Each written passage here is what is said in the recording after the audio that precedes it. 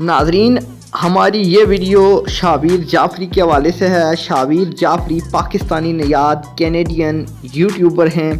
कुछ दिनों से आपकी मंगनी के हवाले से खबरें गर्दिश में थीं।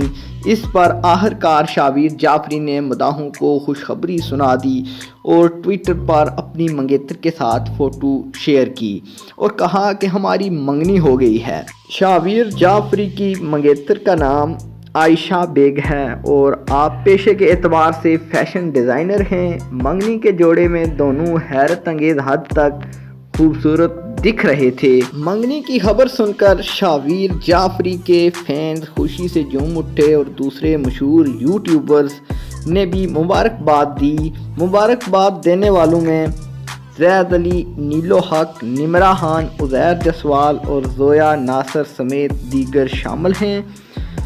ट्विटर और इंस्टाग्राम पर मदाहों की एक बड़ी तादाद ने शाबिर जाफरी और आयशा बेग के लिए नेक तमन्नाओं का इजहार किया।